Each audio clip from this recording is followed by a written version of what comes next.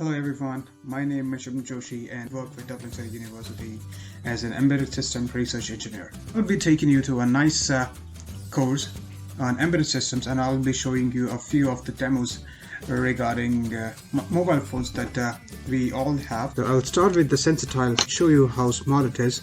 So you can see how many different modules and electronic components, various sensors and Bluetooth to communicate with your phone or to your laptop. You can transmit the data that those sensors will gather and then send it to your phone. Now this microcontroller will power this thing up and this will collect the data. Start with this chip. I have removed the cable and now I have plugged the thing in the socket.